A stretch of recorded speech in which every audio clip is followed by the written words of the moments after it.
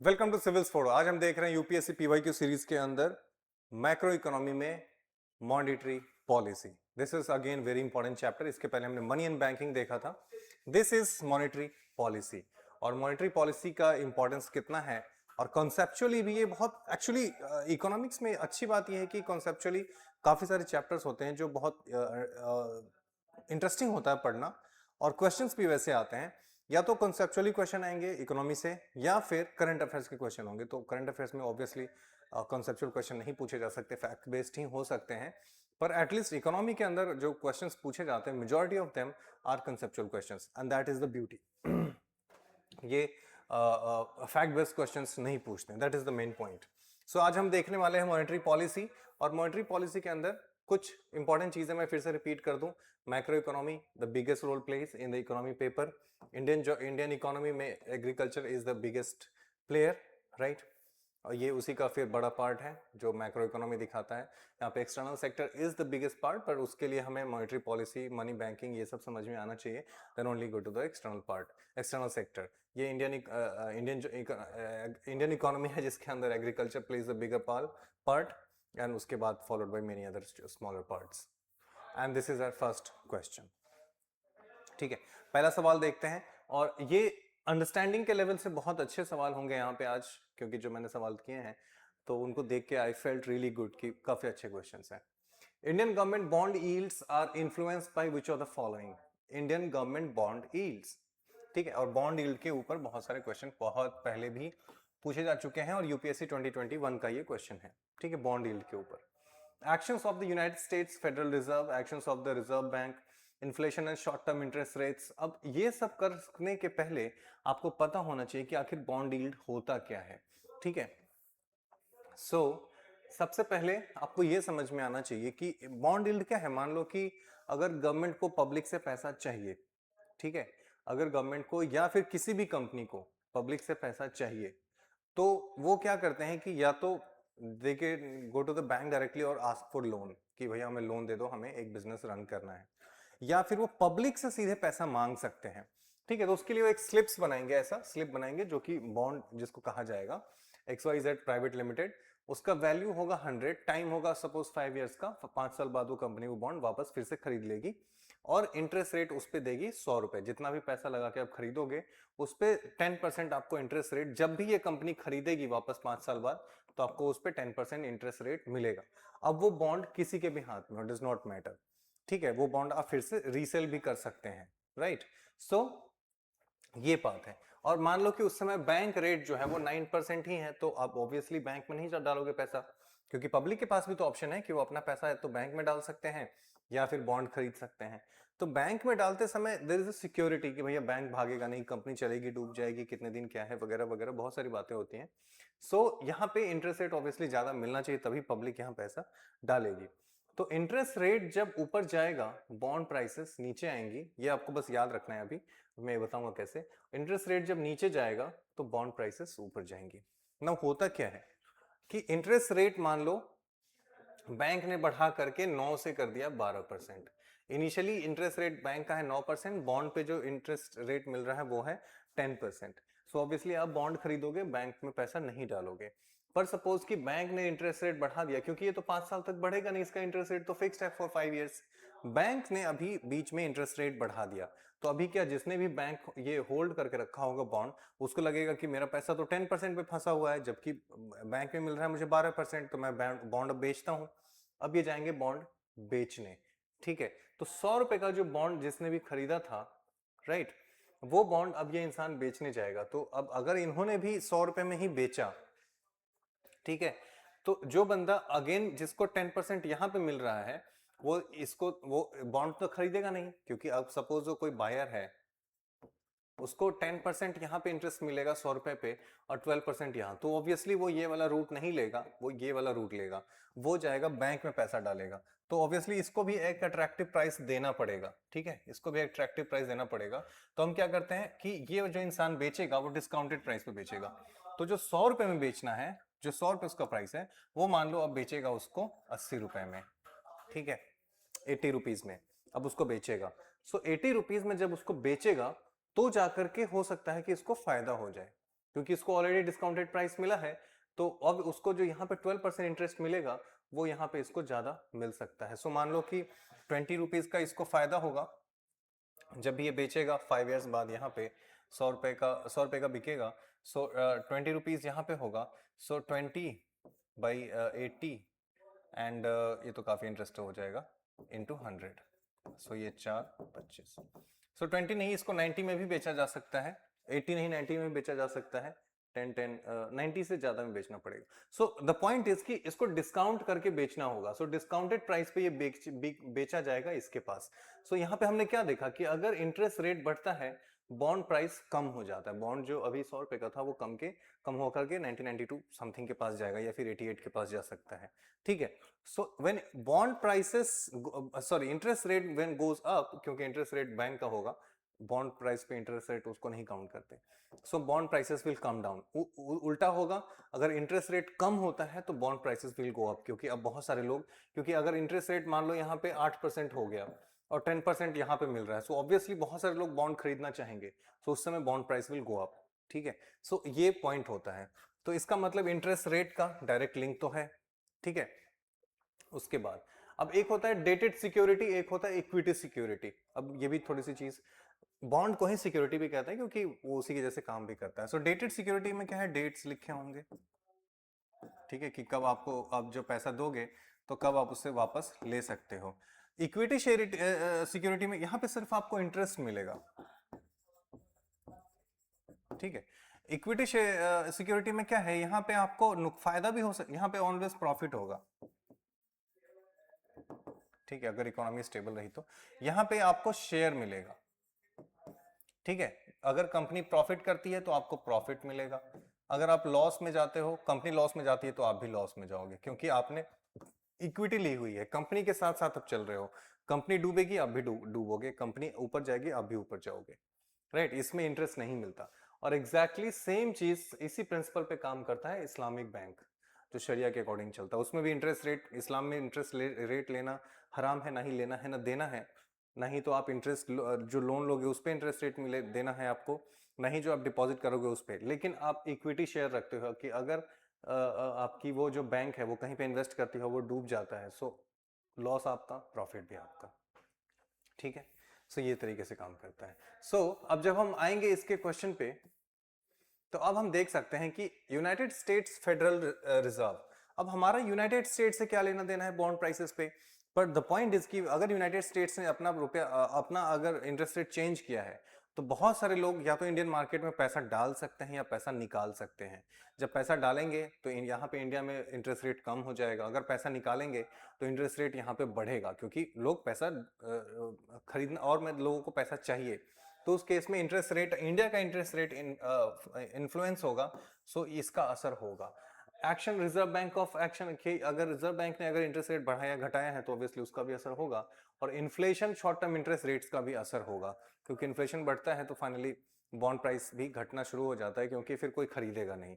तो इन्फ्लेशन ही बढ़ गया तो जितना इंटरेस्ट रेट मिल रहा है उतना इन्फ्लेशन से खत्म हो जा रहा है। So in that case all three. ठीक है, ऑल थ्री। और ये क्वेश्चन बहुत ही अच्छा था, कंसेप्चुअल था, समझने के लिए इसके अंदर काफी कुछ था। Okay, headline inflation refers to change in value of all goods and on the basket, which of the basis is the headline inflation measured। headline inflation को कैसे मेजर करते हैं? headline को होता क्या है कि जैसे अगर आप देखो कि सीपीआई देखो तो गुड्स एंड सर्विसेज मेजर करता है, जो लोग खरीदते हैं रिटेल प्राइस पे। डब्ल्यूपीआई देखो तो वो जो स्टॉक जो बेचा जाता है होलसेल पे उसको, और उसमें सर्विसेज नहीं होती, उसको मेजर करता है, वहां पे इन्फ्लेशन उसको मेजर करता है। राइट। सो ये सीपीआई एंड डब्ल्यूपीआई का जो मेजर डिफरेंस है। ठीक है, सीपीआई में फूड एंड बेवरेज, फ्यूल, ये सब ज्यादा होता है, इसकी वजह से सीपीआई के अंदर जो रिटेल इन्फ्लेशन है वो दिखता है। डब्ल्यूपीआई में इसका वेटेज कम होता है, इसलिए डब्ल्यूपीआई जो मास लेवल पे नहीं बल्कि स्टॉक लेवल पे कह सकते हैं, मार्केट में स्टॉक लेवल पे जो खर्च हो रहा है, जो परचेज हो रहा है, उसको मेजर करता है वहां पे इन्फ्लेशन। सो हेडलाइन इन्फ्लेशन वो है जो हर चीज को कवर करे। ठीक है, सो उसको कहते हैं हेडलाइन। हेडलाइन को, और एक होता है कोर इन्फ्लेशन, एक होता है कोर इन्फ्लेशन और एक होता है हेडलाइन इन्फ्लेशन।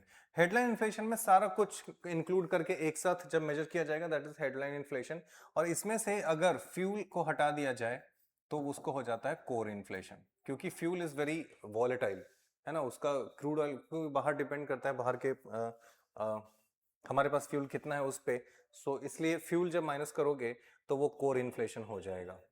ठीक है, हेडलाइन इन्फ्लेशन को मेजर करने के लिए हम मोस्टली यूज करते हैं combined consumer price index, combined consumer price index, combined CPI, वो देखते हैं क्या है।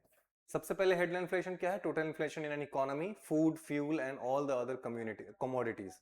ठीक है, और इसको मेजर करने के लिए सीपीआई कंबाइंड यूज करते हैं। अब सीपीआई कंबाइंड क्या है देखो, कोर इन्फ्लेशन क्या है, change in the cost of goods and services but does not include food and energy sector, यानी कि फूड एंड एनर्जी वाला जो पार्ट अगर हटा दोगे हेडलाइन से तो बन जाएगा कोर इन्फ्लेशन। ठीक है, उसके बाद WPI एंड CPI भी हम देखते हैं इस पे, ये क्योंकि उसी के अंदर आ गया इसलिए मैंने यहाँ सब कुछ ले लिया है। ऑफिस ऑफ इकोनॉमिक एडवाइजर इसको इशू करते हैं हर महीने, ये मंथली रिलीज किया जाता है, ऑफिस ऑफ इकोनॉमिक एडवाइजर। ठीक है, ministry of commerce and industry, ministry of commerce and industry, ये चीजें इंपॉर्टेंट है जो आपको ध्यान रखनी है। Ministry of commerce and industry, office of economic adviser. Prices of goods sold and traded in bulk, ये WPI का पार्ट है। Prices of goods and services नहीं है, goods sold, yes, traded in bulk, जो बल्क में खरीदा बेचा जाता है, वहां पे जो इन्फ्लेशन है वो मेजर करेगा WPI, office of economic adviser. ठीक है, अभी जो बेस ईयर है वो 2024 कर दिया गया है। 2024 इसलिए क्योंकि बहुत सारे लोगों के जो एक्सपेंसेस हैं उसका जो पैटर्न है वो चेंज हुआ है। ठीक है, तो इसलिए 2012 से चेंज करके इसको 2024 कर दिया गया है। ठीक है, 2012 था पहले, अब उसको चेंज करके 2024 कर दिया गया है। अब वहीं पे सीपीआई देखो तो release by NSO, national statistical office. ठीक है, रिलीज बाय NSO, और ये भी अगेन हर मंथ रिलीज किया जाता है। इसका भी बेस ईयर 2024 कर दिया गया है 2012 से। गुड्स एंड सर्विसेज, इसमें रिटेल होता है पर यहाँ पे सर्विसेज भी इंक्लूड है, क्योंकि सर्विसेज बल्क में खरीदे नहीं जाते, सर्विसेज रिटेल में पब्लिक 1 to 1 इंडिविजुअल्स पब्लिक जो है सर्विस अवेल करते हैं अवेल करते हैं। सो सीपीआई चार पार्ट टाइप के होती हैं। पहले तो इंडस्ट्रियल वर्कर के लिए होता है, क्योंकि सीपीआई हर, क्योंकि क्लास है लोगों का ना, कोई वर्कर है, कोई गांव में रहता है, कोई रिच क्लास है, तो सबके लिए महंगाई अलग अलग होगी, जो उनका कंजम्पशन पैटर्न है वो अलग अलग होगा। राइट, तो उनके लिए हमारे को पता होना चाहिए कि वो कैसी चीजें खरीदते हैं, तो इसके लिए अलग अलग बनाया हुआ है। सीवाई इंडस्ट्रियल वर्कर के लिए है, एग्रीकल्चर लेबर के लिए है, रूरल लेबर के लिए है, और उसके बाद कंबाइंड है जो कि NSO रिलीज करती है MOSPI के अंदर, ministry of statistics plan and ministry of MOSPI। ठीक है, और लेबर ब्यूरो इसको रिलीज करता है, ये तीन, और ये लास्ट वाला जो है कंबाइंड, इसको NSO रिलीज करता है, ministry of labour and employment, और हर महीने ये भी रिलीज किया जाता है। ठीक है, और भी कुछ देख लो, जैसे आइटम्स इन CPI, जो 2012 में टोटल आइटम्स थे 299, 2024 में आइटम्स हो गए हैं टोटल 358। ठीक है, जिसके अंदर गुड्स जो है 259 थे पहले, अब वो बढ़ के 308 हो गए हैं, 19% इंक्रीज हुआ है। सर्विसेज जो थी पहले 40 थी, अभी बढ़ के 45 हो गई, जो कि 25% इंक्रीज है। तो सर्विसेज सेक्टर में जो इनके बास्केट में सर्विसेज जो है वो 25% बढ़ा है, यानी कि लोग अब सर्विसेज ज्यादा कंज्यूम कर रहे हैं।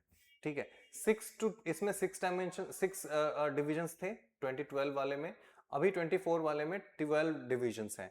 12 डिविजन्स को डिवाइड किया गया है 43 ग्रुप्स में, 43 ग्रुप्स को फर्दर डिवाइड किया है 92 क्लासेस में, उसको फर्दर डिवाइड किया गया है 162 सब क्लासेस में, और फाइनली 358 आइटम्स में उसको डिवाइड किया गया है। अब यहाँ पे देखो तो ये 12 ग्रुप्स आपको दिख जाएंगे, यहाँ पे ये सारे गिनो तो 12 है। सबसे ज्यादा जो वेटेज है वो फूड एंड बेवरेज का है, जो कि 36.75 है। नेक्स्ट जो सबसे बड़ा है वो हाउसिंग, हाउसिंग का पहली बार सीपीआई में हाउसिंग रेंट भी इंक्लूड किया गया है, the first time this is happening. So यहाँ पे housing, water, electricity, gas and other fuels, ये सेकंड नंबर पे है, which is 17.67, this is important. Third number पे आप देखो तो 8% है, विच इज ट्रांसपोर्ट, जिसमें एयर ट्रांसपोर्ट, रेलवे वगैरह सब कुछ इंक्लूड किया गया है।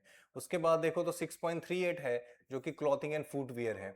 ठीक है, तो ये सारी चीजें इंक्लूड की गई, पर दो तीन तो पहले पता होना चाहिए। First is food and beverage, ठीक है, सेकंड जो है वो housing, water, electricity, gas and other fuels, इसमें LPG CNG सब ऐड किया गया है। उसके बाद थर्ड है ट्रांसपोर्ट। राइट, तीन तो पता होने ही चाहिए। Right, now coming to the question,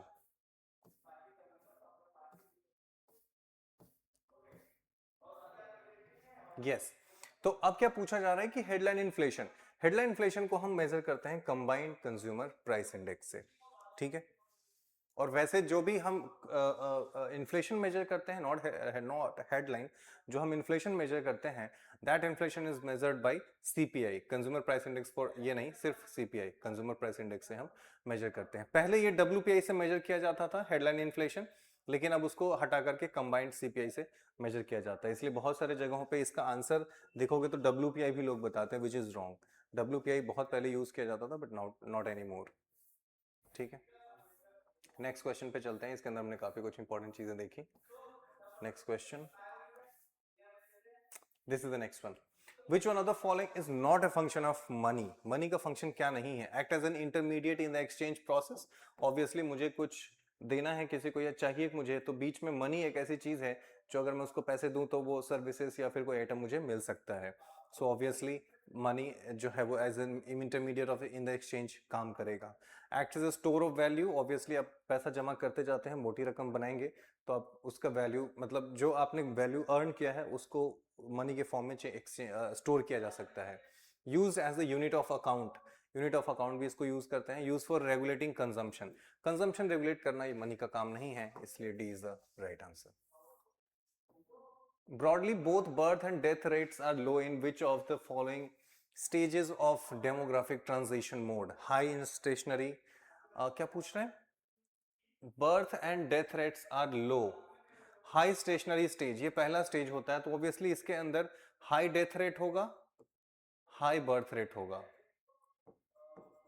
दोनों हाई होगा। अर्ली एक्सपैंडिंग स्टेज होगा, इसमें डेथ रेट थोड़ा कमेगा, birth rate is still high. Late expansion, इसमें डेथ रेट भी कम हो जाएगा एंड बर्थ रेट भी कम हो जाएगा। लो स्टेशनरी, इसमें अब डेथ रेट और भी कम होने लगेगा और बर्थ रेट और भी कम होगा, और ये होगा लेट स्टेशनरी, और फाइनली होगा डिक्लाइन, ठीक है। जिसमें डेथ रेट तो कंटिन्यूअसली रुक जाए, ये मतलब रुक जाएगा डेथ रेट, क्योंकि इंप्रूवमेंट होगी, डेथ रेट तो रुक जाएगा क्योंकि इंप्रूवमेंट होगी लाइफस्टाइल में, मेडिसिन में, पर बर्थ रेट रुक जाएगा क्योंकि फिर सोसाइटी चेंज हुई है, तो सोसाइटी के चेंज होने की वजह से बर्थ रेट तो रुकेगा, डेथ रेट और भी कम हो जाएगा, जिसकी वजह से पॉपुलेशन जो है वो डिक्लाइन होने लगेगी, ओल्ड पीपल ज्यादा होने लगेंगे, बच्चे कम होंगे, ठीक है। एक एक बच्चे के ऊपर तीन तीन चार चार लोगों का बर्डन होगा, राइट, जो कि चाइना में, जापान में देखने को मिलता है। वहां पे सिंगल चाइल्ड पॉलिसी है, चाइना में थी, अभी तो चेंज किया उन्होंने, सिंगल चाइल्ड पॉलिसी, जिसमें था क्या कि एक ही बच्चा है। अब उसमें उस भी दिक्कत यह है कि सिंगल चाइल्ड में all everyone wants a male child, ठीक है। तो अब मान लो किसी के पास फीमेल चाइल्ड भी है या फिर मेल चाइल्ड भी है, अब दो शादी करते हैं तो दो लोगों के ऊपर, चार लोगों का तो पेरेंट्स ही, अगर उनमें से ऑब्वियसली किसी की डेथ नहीं हुई है तो चार पेरेंट्स तो हो गया, दो पीपल में व्हेन दे मैरी, फिर उनके अपने बच्चे हैं तो उनका एक बच्चा तो ऑलरेडी होगा, तो 5 + 2 वो खुद हो गए 7, 7 पर्सन का एक फैमिली हो गई, और वो सिर्फ कमाने वाले दो हैं, सो ऑब्वियसली उसमें बहुत ही प्रेशर आ जाता है। First stage high stationary, high birth high death, ठीक है। सेकेंड स्टेज में early expanding, death rate comes down but birth rate remains constant. Third stage late expanding, death rate comes down, birth rate भी comes down. उसके बाद होगा fourth stage low stationary, जिसमें low birth rate low death rate, और finally declining start हो जाएगा, right. So ये था उसका आंसर। नेक्स्ट है, which one of the following function as an automatic stabilizer in the context of fiscal and monetary policy? Automatic stabilizer, personal income tax, reverse repo rate tax. अब देखो क्या बोला, automatic stabiliser, तो automatic stabiliser का मतलब है कि हमें अपनी तरफ से कुछ नहीं करना पड़ेगा, reserve reverse repo rate bank को इंप्लीमेंट कराना पड़ेगा, ओपन मार्केट रेट भी ऑटोमेटिक नहीं है, बॉन्ड प्राइसेस भी ऑटोमेटिक नहीं है, पर्सनल इनकम टैक्स है स्टेबलाइजर, यानी कि लोग ज्यादा अर्न करेंगे तो सरकार के पास ज्यादा आएगा, so that will work as an stabiliser, so A is the right answer. Next देखिए, वो बस सिंपल सा था, अभी कुछ और भी अच्छे सवाल आएंगे। If the RBI decides to adopt an expansionist monetary policy, which of the following would it not do, right. Let me have some water first. ये सवाल बहुत अच्छा है, आई लव दिस क्वेश्चन।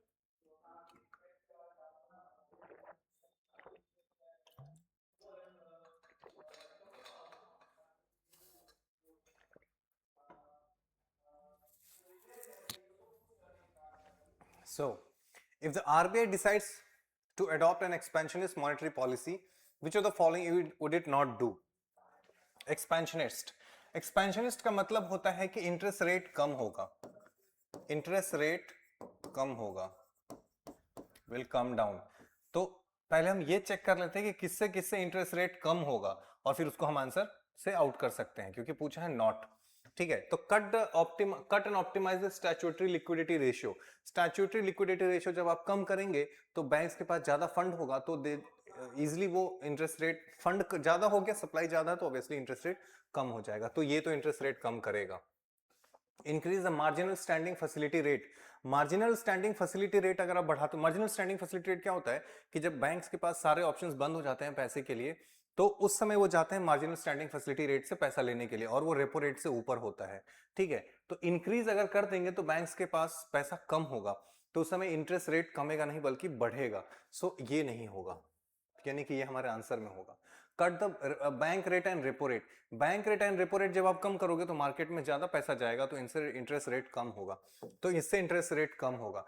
तो क्या पूछ रहा है कि अगर एक्सपेंशनिस्ट मॉनेटरी पॉलिसी अगर आरबीआई को अडॉप्ट करना है, तो इनमें से एक्सपेंशनिस्ट मतलब कि इंटरेस्ट रेट कम होना चाहिए, इन दोनों से इंटरेस्ट रेट कम हो रहा है, इससे नहीं हो रहा है, तो यानी कि यही काम नहीं करेगी बैंक, यानी कि 2 ओनली। ठीक है, सो आपको ये समझ में आया कि ये बहुत ही सुंदर सवाल है, 2020 में पूछा गया है और कॉन्सेप्चुअल क्वेश्चन है, मतलब ऐसा क्वेश्चन है कि आपको सब कुछ पता होना चाहिए, स्टिल आप तभी आप इसको आंसर कर सकते हो, अदरवाइज अगर आपने समझा नहीं है तो आप इस क्वेश्चन को आंसर नहीं कर सकते, क्योंकि इसका तो आंसर भी नहीं मिलेगा आपको। ठीक है, अगर डायरेक्ट आप ढूंढने जाओ कि बुक्स में, तो आपको आंसर भी नहीं मिलेगा। नेक्स्ट है, which one of the following is not the most likely measure of the government RBI takes to stop the slide of Indian rupee? ये तो और भी सुंदर सवाल है, ये 2019 में पूछा गया है। ठीक है, स्लाइड ऑफ इंडियन रूपी। ठीक है, स्लाइड ऑफ इंडियन रूपी, तो स्टॉप करना, पहले तो हमें ये समझना पड़ेगा स्लाइड ऑफ इंडियन रूपी होता क्यों है। स्लाइड, ठीक है, स्लाइड ऑफ रूपी, स्लाइड ऑफ रूपी का मतलब है कि रूपी इज गेटिंग वीकर, रूपी इज गेटिंग वीकर। वीकर का मतलब है कि हमारे पास कंट्री में फॉरेन एक्सचेंज कम है, फॉरेन एक्सचेंज कम हो गया है, रूपी ज्यादा है, तो लॉट ऑफ रूपी इज चेजिंग फॉरेन एक्सचेंज। तो क्या है कि अब इसमें जैसे हो गया ना कि फॉरेन एक्सचेंज कम है हमारे पास, ठीक है, जैसे कि मान लो कि there are less female in the society, more males in the society, so all will run towards the female to have them. ठीक है, सो उस समय इनका जो स्टेटस है वो बहुत कमजोर हो गया, क्योंकि और इनका स्टेटस काफी अप हो जाएगा। सो इनका स्टेटस कम ना हो, इसके लिए आरबीआई या बैंक क्या करेगी, इसको बचाने के लिए, रूपी को बचाने के लिए। ठीक है, तो इसका मतलब है कि हमें इसका जो जो सप्लाई कम हो गया है इसको हमें रिवाइव करना पड़ेगा, यानी कि फॉरेन एक्सचेंज को हमें जो उनका स्टॉक है वो इंप्रूव करना पड़ेगा। ठीक है, या फिर रुपी का जो सप्लाई है मार्केट में, या फिर उसको कम करते हैं तो हमारा कंट्रोल हो सकता है। Curbing imports of non essential goods and promoting export. अगर एक्सपोर्ट करेंगे तो हमारे पास फॉरेन एक्सचेंज आएगा, इंपोर्ट रोकेंगे तो उससे हमारा फॉरेन एक्सचेंज खर्चा कम होगा, यानी हमारा फॉरेन एक्सचेंज बढ़ेगा। सो ये हो गया, यही चाहिए था हमें, तो यानी कि ये आंसर है। ओ, एक ही आंसर हो सकता है क्या? ठीक है, हम बाकी भी समझ लेते हैं। Encouraging Indian borrowers to issue rupee, अच्छा कौन सा इसमें से नहीं करना है ना, इससे तो बढ़ेगा, तो ये हमारा आंसर नहीं हो सकता ना, वही तो। Encouraging Indian borrowers to issue rupee denominated masala bond. अब मसाला बॉन्ड क्या है रूपी डिनोमिनेटेड? कि एक ऐसा बॉन्ड है जो मोस्ट जैसे बाहर जो इंडिया के बाहर इशू किया जाएगा और वो रूपी में होगा, यानी कि कल को जब पैसा दिया जाएगा उनको रिटर्न, तो रुपयों में दिया जाएगा उनको, ना कि डॉलर में दिया जाएगा। तो जो अगर एक्सचेंज रेट फ्लक्चुएशन है उससे जो उनका नुकसान होगा वो बायर का होगा। ठीक है, जो इंडिया में जो पैसा उनको दे रहा है, जो भी रूपी जो बॉन्ड इशू कर रहा है उसके ऊपर नहीं है, क्योंकि अगर रूपी फ्लक्चुएट हो रहा है सो दे it is there loss.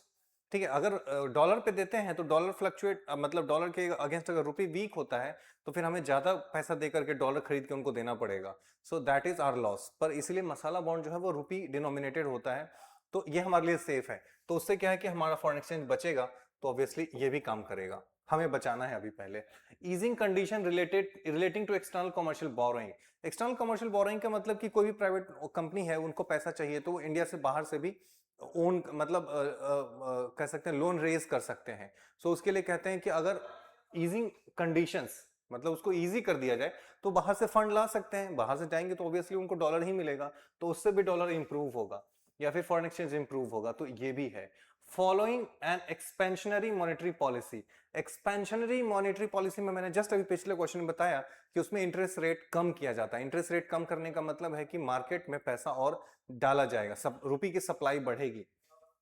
Already रुपये की सप्लाई ज्यादा है जिसकी वजह से ये मिसमैच हो रहा है, और अगर रुपये की सप्लाई बढ़ाओगे मतलब और लड़के सोसाइटी में डालोगे, तो ऑब्वियसली जो यहाँ पे जो फीमेल है उनके ये काफी स्ट्रांग हो जाएंगे, और वही हमें नहीं चाहिए। तो यही काम है जो आरबीआई नहीं करेगी, बाकी सारे काम तो कर ही सकती है बचाने के लिए। ठीक है, तो रुपये को स्ट्रांग करने के लिए ये काम किया जा सकता है, सिर्फ ये काम नहीं किया जा सकता, और वही पूछा गया है। Which of the following is not the most likely measure the government RBI takes to stop slide of Indian rupee? D is the right answer. This is such a good question. It's a lovely question. ठीक है, इसको करने के लिए आपको जब तक पूरी अंडरस्टैंडिंग नहीं होगी पूरे इस सिस्टम की कि रुपये डिक्लाइन कैसे होता है, रुपये एंड फॉरेन एक्सचेंज में क्या रिलेशन है, ये सारी चीजें काम कैसे करती हैं, तब तक आप इसका आंसर नहीं कर सकते। राइट, आप गलत कर देंगे। और प्लस इस क्वेश्चन को ऐसा बनाया गया है कि इसको कई लेवल में आपको सोचना पड़ेगा, लेयर्स में, अदरवाइज आप मिस कर जाएंगे। तो सच ए गुड क्वेश्चन। ठीक है, नेक्स्ट, ये तो रिपीटेड क्वेश्चन है। The money multiplier in an economy increases with which of the following? Increase in the cash reserve ratio. देखो, कैश रिजर्व रेशियो से मनी मल्टीप्लायर कम होगा। मनी मल्टीप्लायर का मतलब क्या है कि बैंक्स के पास ज्यादा करेंसी है, तो अब वो करेंसी जो उनके पास है, जो फंड है उनके पास, वो और भी लोगों को लोन दे सकते हैं। ठीक है, तो उसको कहते हैं मनी मल्टीप्लायर। सो इससे तो नहीं होगा। Increase in the banking habit of the people, हाँ, अगर बहुत सारे लोग जो अपने घर में पैसा जमा कर रहे हैं वो बैंक में पैसा जमा करने लगे, तो ऑब्वियसली उससे हमारा मनी मल्टीप्लायर बढ़ेगा। Increase in the statutory liquidity ratio करोगे तो ऑब्वियसली उससे बैंक का जो फंड है वो तो स्टॉक हो जाएगा ना, वो तो ब्लॉक हो जाएगा। सो इंक्रीज इन पॉपुलेशन से कुछ नहीं होता। सो बी इज राइट आंसर। ये भी 2019 में पूछा गया, क्या सुंदर सवाल है ये भी। नेक्स्ट देखो, which one of the following best describes the term merchant discount rate sometimes seen in the news? अभी 2018 में पूछा गया, और ये इसलिए पूछा गया था क्योंकि उस समय यूपीआई काफी न्यूज में आ रहा था, तो मर्चेंट डिस्काउंट रेट पे काफी बात चल रही थी। ठीक है, the incentive given by bank to a merchant for accepting payments through debit card pertaining to the bank. Incentive given by bank to a merchant for accepting payment through, नहीं, the amount paid back by banks to their customer when they, ये kickback, sorry kickback बोल रहा हूँ, not kickback, ये cashback की बात कर रहा है। ठीक है, वो भी नहीं है। the charge to a merchant by a bank for accepting payments from his customers through the bank's debit card, the incentive given by, ये कोई भी तरह का इंसेंटिव नहीं है, बाकी सब जगह इंसेंटिव की बात की गई है, and this one is the answer. और वैसे भी आज अब ये रीजनिंग का क्वेश्चन बना के आप सॉल्व कर सकते थे, सब जगह इंसेंटिव इंसेंटिव इंसेंटिव की बात की गई है। अच्छा, यहाँ पे अमाउंट पेड है ना, लेकिन कस्टमर, तो ये भी इंसेंटिव ही है एक तरीके का, तो सारे इंसेंटिव है, इसका मतलब वो सारे आंसर नहीं होंगे, दूसरा आंसर होगा कोई, और ये सेम आंसर हो जाएगा आपका सी। तो अगर आपको कुछ भी नहीं समझ में आ रहा है, आप ये ट्रिक यूज कर सकते हो। ठीक है, सारे इंसेंटिव इंसेंटिव इंसेंटिव सबको हटा दो, जो एक बच गया टिक कर दो, आंसर होगा। पर अब इसको समझते हैं कैसे कि मर्चेंट डिस्काउंट रेट है क्या, मर्चेंट डिस्काउंट रेट। ठीक है, एमडीआर, अब ये है क्या। सो मोस्टली क्या होता है कि मान लीजिए यहाँ पे एक शॉप है, ठीक है, और यहाँ पे एक पीओएस मशीन लगा हुआ है, पॉइंट ऑफ सेल। सो अब यहाँ से एक कस्टमर आएगा और उसको कुछ खरीदना है, सपोज उसने एक शर्ट खरीदा 1000 रुपए का, ठीक है, और उसने कार्ड से पे किया, कार्ड से पेमेंट किया उसने 1000 रुपया, और यहाँ पे जो कार्ड है वो बैंक से, किसी न किसी बैंक का होगा, किसी न किसी बैंक ने इशू किया होगा उसको। ठीक है, राइट, एक इसमें तीन लोग इन्वॉल्व होंगे, एक तो बैंक होगा जिसका कार्ड होगा, राइट, उसके बाद इसमें जो पीओएस ने जिस बैंक का होगा वो होगा, और तीसरा जो क्रेडिट कार्ड होगा, क्रेडिट कार्ड बनाने वाली भी एक कंपनी अलग से होती है, तो क्रेडिट कार्ड वाली कंपनी हो सकती है, पीओएस वाली कंपनी अलग से, बैंक अलग से होगी, और एक बैंक जो क्रेडिट कार्ड इसको इशू किया होगा। 3 लोग हैं इसमें। ठीक है, अब देखो, तो इन तीनों, अब यहाँ पे क्या है कि ये तीनों जो एक इंफ्रास्ट्रक्चर डेवलप करके प्रोवाइड कर रहे हैं तुम्हें, और इसको भी फायदा हो रहा है क्योंकि इसका भी सेल बढ़ेगा। सो ये तीनों एक रेट निकालते हैं कि कुछ सर्टेन अमाउंट जो भी बेचा जाएगा, सपोज 1000 रुपए का बेचा गया है, तो उसमें 1000 रुपए में से एक सर्टेन अमाउंट कट करके इन तीनों के पास आएगा, और ये तीनों डिस्ट्रीब्यूट करते हैं। अब उसको किस रेशियो में करते हैं, डिपेंड्स इनके अंदर क्या बातचीत हुई है। सो एक एमडीआर जो कट होगा, ठीक है, एमडीआर एक सर्टेन परसेंटेज कट होगा इस 1000 रुपए से, वो फिर इन तीनों में डिवाइड हो जाएगा। ठीक है, bank, POS and credit card company जो भी है, इन तीनों में डिवाइड हो जाएगा, राइट। और यही होता है मर्चेंट डिस्काउंट रेट, ठीक है। और इसकी वजह से मैंने बिहार में कई बार ये फेस किया है कि एक बार तो ज्वेलरी शॉप में गया था, वहाँ पे कुछ शॉपिंग करी थी हमने, तो वो बोल रहे थे कि कुछ 2-3% एक्स्ट्रा वो मांग रहे थे कि हम ऊपर से लेंगे। That was a new experience. उसके बाद और भी कई जगह मैं, और ये बिहार में स्पेशली मैंने फेस किया है, और जगह तो मैंने ये फेस नहीं किया है क्योंकि वहाँ पे जाके हम कार्ड से शॉपिंग करते, they never ask for extra money. पर यहाँ पे जैसे ही आप जाओगे तो बिल के ऊपर वो बोलेंगे कि अभी का क्या स्टेटस है, आई हैव नो आइडिया, पर वो बोलते हैं कि 2% तो हमें चाहिए एक्स्ट्रा, क्योंकि वो हमारे को देना पड़ता है। So obviously this is true कि इनको अब सपोज इसमें से 10% एमडीआर है, सपोज 10% एमडीआर है, तो इस इंसान को 900 रुपए ही मिलेंगे, ठीक है। 1000 रुपए का इसने शॉपिंग कराई है, अब इसको मिलेंगे सिर्फ 900 रुपए ही, ठीक है। 100 रुपए इन तीनों लोगों में डिवाइड हो जाएगा। पर ये बैंक का रूल है, जो पीओएस जिसने लगाया है इस मर्चेंट के पास, ठीक है, उसने इसको बोला है कि आप एक्स्ट्रा पैसे नहीं लेंगे। पीओएस लगाते समय ही ये टर्म्स एंड कंडीशन होते हैं कि आपको एक्स्ट्रा पैसे नहीं लेना है, ठीक है। उससे फायदा क्या, आप पूछोगे कि फिर बैंक दुकान वाले सामान बेचेंगे ही क्यों कार्ड पे, तो उसके फायदा ये होता है कि एक तो कार्ड से जब लोग खरीदते हैं तो लोग एक्स्ट्रा भी खरीदते हैं, ठीक है, क्योंकि कैश हो तो एक लिमिटिंग फैक्टर हो जाता है। When card there is card तो आप एकदम हाथ खोल के खर्च करते हैं। सो एक्स्ट्रा बिजनेस है, प्लस सेफ्टी भी है, प्लस उसको बैंक जाके पैसे भी जमा नहीं करने होंगे, तो ये सब फायदा है। प्लस जितना भी ऑनलाइन ट्रांजैक्शन करेंगे फिर इसको लोन लेने में फायदा होगा इस दुकान वाले को, ठीक है। So it's a win win situation for all of them. पर फिर भी आई डोंट नो हाउ, और ये चीज कैसे एक्सेप्टेबल है कि ये लोग कुछ जगहों पे मांगते हैं एक्स्ट्रा पैसे, राइट। अभी का क्या स्टेटस है, आई हैव नो आइडिया। सो अब आते हैं हम इस पे। सो इसका आंसर हमने देख लिया, सी इज द राइट आंसर। और ये आपको आई होप, हाँ, तो अभी सीन क्या है कि यूपीआई के आने की वजह से एनपीसीआई और ये जो कार्ड वाले हैं एनपीसीआई, एनपीसीआई की वजह, एनपीसीआई के साथ अभी डील बातचीत चल रही है कि आपने यूपीआई किया तो उसमें अब 0% एमडीआर है, उसमें कोई एमडीआर नहीं है, ठीक है, इसीलिए क्वेश्चन पूछा गया है। प्लस रुपए कार्ड दिया गया है जिसके अंदर भी अगेन कोई चार्जेस नहीं है, तो इसलिए उससे दुकान वालों को भी फायदा है जब रुपए कार्ड से आप देते हो तो, ठीक है। तो रुपए कार्ड से मर्चेंट्स को भी फायदा है, कोई कट नहीं होगा, जितना पैसा कटेगा उतना एग्जैक्टली उनके अकाउंट में जाएगा। प्लस आपको भी कोई चार्ज नहीं देना होता है, दिस कार्ड्स आर फ्री। बाकी आप यहाँ पे जब देखो इन कार्ड्स को, तो अगर कुछ क्रेडिट कार्ड लोगे तो आपको एक चार्ज देना पड़ता है yearly, that is the maintenance charge, right. क्योंकि इनका एक डिजिटल इंफ्रास्ट्रक्चर है तो उसको मेंटेन करने के लिए दे टेक।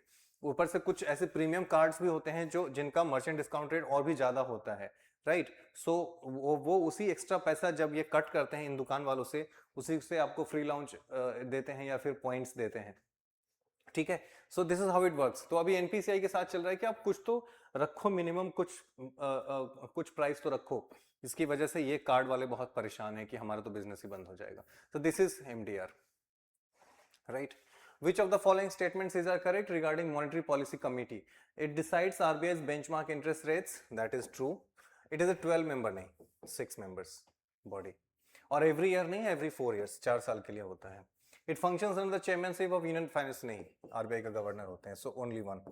ये तो बहुत सिंपल है। एनपी मॉनेटरी पॉलिसी कमेटी में, मॉनेटरी पॉलिसी कमेटी में 6 लोग होते हैं, ठीक है, 4 इयर्स का पीरियड होता है, 6 लोग होते हैं, ठीक है।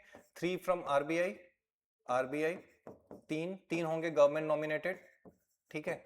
कोरम जो है वो 4 का होना चाहिए। In case of tie RBI governor जो है, ठीक है, उनके पास सेकंड वोट भी होता है, आरबीआई गवर्नर के पास सेकंड वोट भी होता है in case of A tie, ठीक है। सो 1 is an answer. With reference to financial stability and development council consider the following, it is an organ of NITI Aayog नहीं, it is an, इधर देखो इसमें एक तो ये पूछा जाएगा कि क्या ये स्टैट्यूटरी बॉडी है, तो ये स्टैट्यूटरी भी नहीं है, ठीक है। जस्ट लाइक नीति आयोग वो भी एक स्टैट्यूटरी बॉडी नहीं है, सेम वे एफएसडीसी भी स्टैट्यूटरी बॉडी नहीं है। It is headed by finance minister, this is true. This monitors macro prudential, ये भी सही है। सो 2-3 सही है, बाकी first is wrong. FSDC not an organ of NITI Aayog, non statutory, ये एक एग्जीक्यूटिव ऑर्गन है बाय मिनिस्ट्री ऑफ फाइनेंस, 2010 में इसको एस्टैब्लिश किया गया है, ठीक है। रघुराम राजन कमेटी के रिकमेंडेशन 2008 में। Union finance minister is the ex officio chairman. Members head of the RBI, SEBI, PFRDA, IRDAI, finance secretary, chief economic adviser, ये सारे लोग इसके मेंबर होते हैं। गोल क्या है इसका, क्यों बनाया गया है? Cyber security is the main reason, क्योंकि ऑनलाइन पेमेंट की वजह से। ग्रीन फाइनेंस यानी कि फाइनेंशियल सिस्टम्स को हम ऐसा बनाए जिससे क्लाइमेट चेंज पे असर ना आए। एंड फिनटेक रेगुलेशन, ठीक है, जितना ही फिनटेक है उनको रेगुलेट करना। What is are the purpose of marginal cost of fund based lending rate announced by RBI? Marginal cost of fund based lending rate होता है कि बैंक्स जो आपको लोन देते हैं उसका interest rate they use to decide themselves, ठीक है। तो उससे क्या है कि बहुत फ्लक्चुएशन होता था, कुछ लोग ऐसे होते थे जिनको बहुत इजी लोन, बहुत चीप लोन मिलता था, बहुत लोगों को लोन नहीं मिल पाता था उस रेट पे, ठीक है। सो अभी marginal cost of fund based lending rate है। So these guidelines help to improve the transparency in the methodology followed by banks for determining interest rate on advance. हाँ, ये पहले होता था, लेकिन MCLR में एक चीज और आ गई कि इसका रिवीजन 1 साल में होता था, ठीक है, इस रेट का।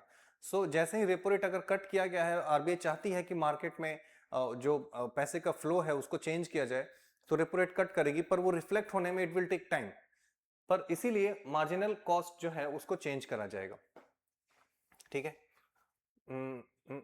These guidelines help to transparency in the ये सही है। These guidelines help to ensure availability of bank credit and interest rate which are fair to the, ये भी सही है। सो दोनों ही सही है, 1 and 2। 2016 में पूछा गया है।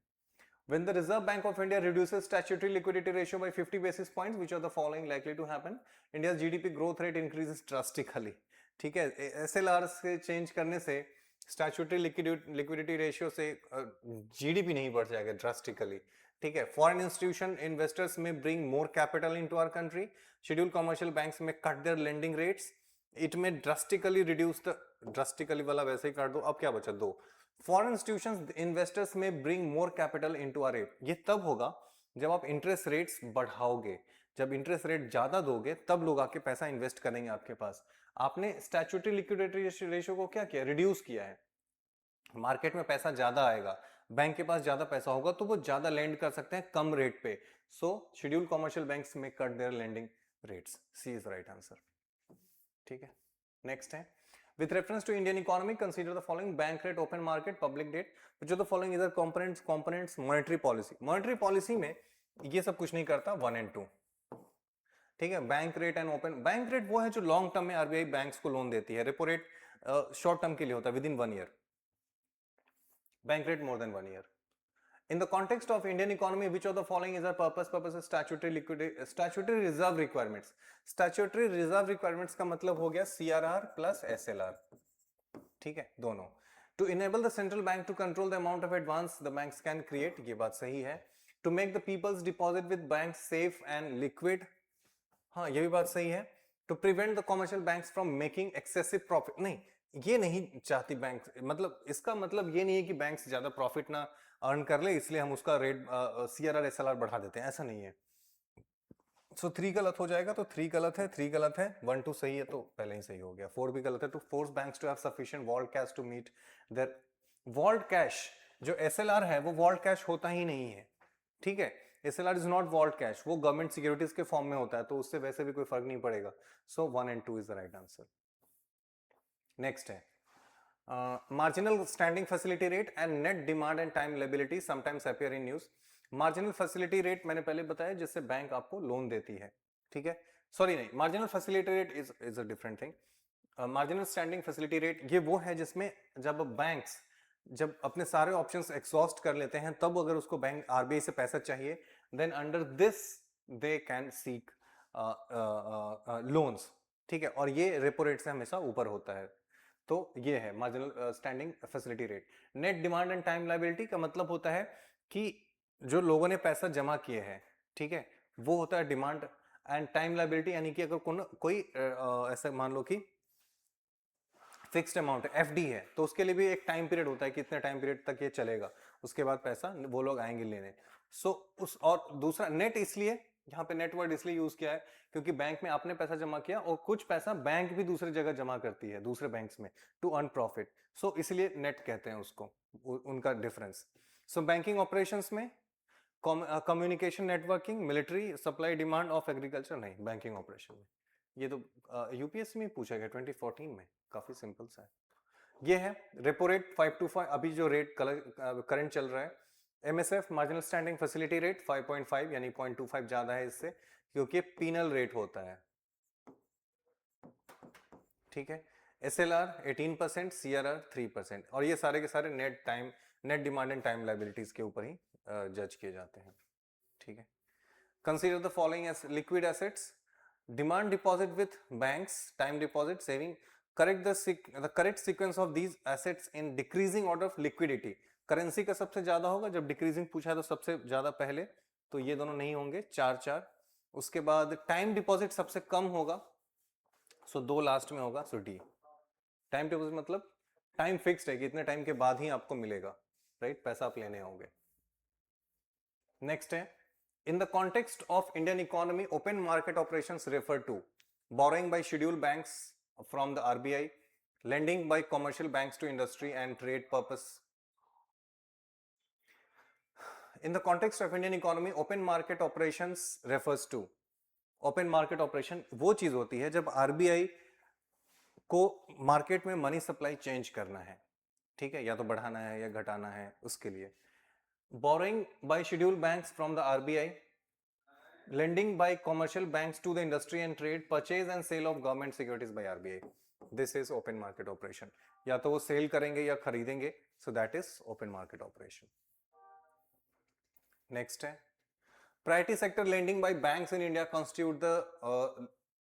constitute the lending to priority sector lending, agriculture, micro and small enterprise, weaker all। Priority sector lending सबको देते हैं लोन, एग्रीकल्चर में भी देते हैं, माइक्रो एंड स्मॉल एंटरप्राइजेस में भी देते हैं, एंड वीकर सेक्शंस को भी देते हैं। और मैंने उसका कर दिया है कि जो डोमेस्टिक कमर्शियल बैंक्स हैं उनको 40% पीएसएल रखना है, priority sector lending. Foreign banks को भी 40% का है, foreign banks with branches 20 and above, less than 20 and above 40%, regional rural banks 75%, small financial banks 75%, urban cooperative banks 75%। ठीक है, क्योंकि इनको प्रॉफिट ज्यादा बनाना है तो ऑब्वियसली इनको ज्यादा चाहिए, कम है इनका पीएसएल, और इनको प्रॉफिट कम बना के भी चलेगा because RRBs, small finance are these, तो इसको 75% का दिया गया है।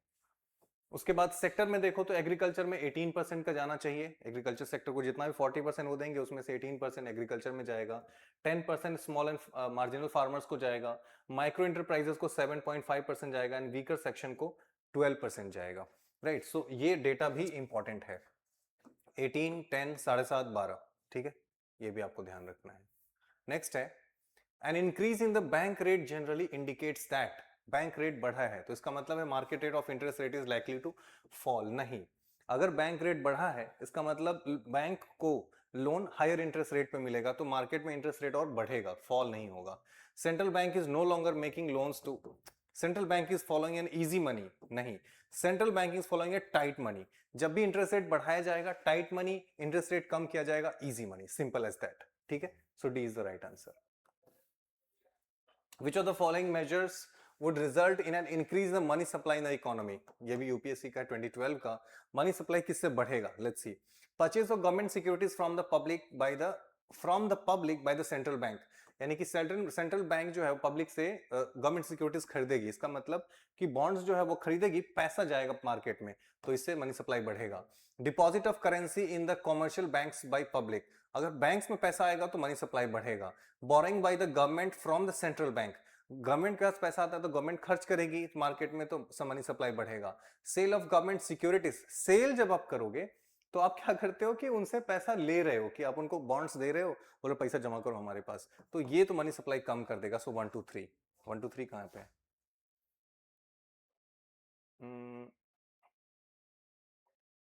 क्या करना है इसमें? Which of the following measure would result in an increase in the money supply in the economy? Purchase of government securities from the public by the bank, हाँ ये तो करेगा ऑब्वियसली, 1 तो होगा। सो 1 and 3, 1 ओनली। 3 क्या है? Borrowing by the government from the central, sale of government 4 नहीं है। अच्छा डिपॉजिट, ओ सॉरी ये भी तो नहीं है। अगर आप बैंक, अगर मतलब मनी सप्लाई पब्लिक के पास है मनी, वो आप डिपॉजिट करते हो बैंक में, तो ये कम करेगा money supply. So obviously 1 and 4, 1 and 3, 1 and 3, 1 and 3 is the right answer, ठीक है। नेक्स्ट है, the lowering of bank rate by the Reserve Bank of India leads to more liquidity in the market. Bank rate कम किया है, more liquidity in the market, uh, as simple as that. ये सब तो easy question है, 2011 में पूछा गया है। नेक्स्ट है, which of the following terms indicate the mechanism used by commercial bank for providing credit to government? Cash Which of the following terms indicate a mechanism used by commercial banks for providing credit to the government? Cash reserve ratio, debt service obligation, liquidity adjustment facility, statutory liquidity ratio.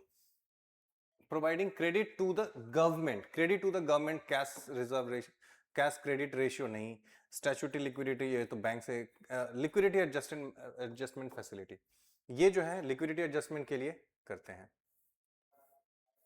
Next है when the Reserve Bank of India announces an increase in the cash reserve ratio, मतलब CRR, what does it mean?